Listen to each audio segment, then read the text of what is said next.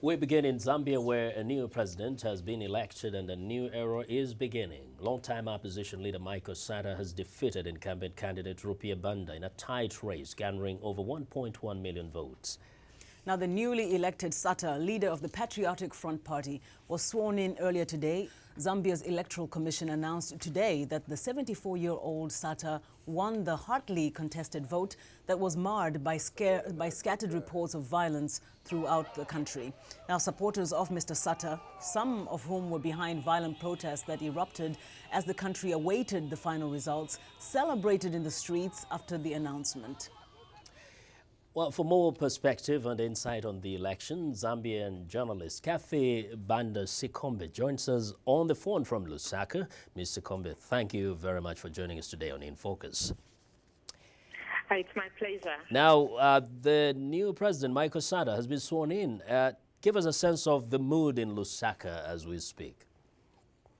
I must say, local time right now is 4 p.m., so there's been a party from slightly after midnight right up to now.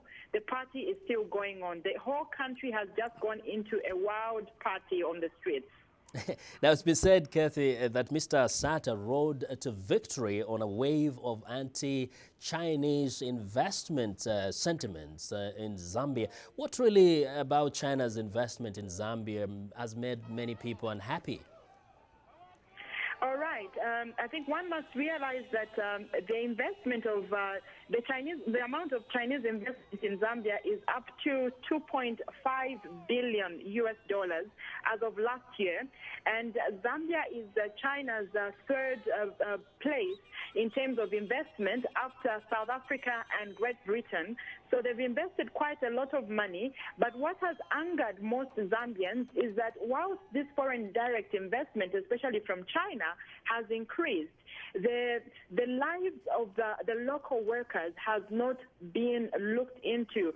In other words, the wages are not something to really talk about, and even the labor conditions in most of these Chinese investments are not worth talking about. They are very, very low. So this has angered most people. Now, Cathy, briefly, what is the new president, promising to do about this, and what other promises has he made? All right. Firstly, I must say that the outgoing president, Banda, has considered defeat, and they were together during the inauguration ceremony. And Sata, in his inauguration speech, emphasized the need for all Zambians, irrespective of their political affiliation, to work together and reconcile. And then also he has promised more money in people's pockets and has promised to fulfill his campaign promises within the 90-day period. He's also promised to look at the issue of high poverty levels, which are still a problem, although the country's economy has been growing between 5 to 7% gross domestic product. Okay.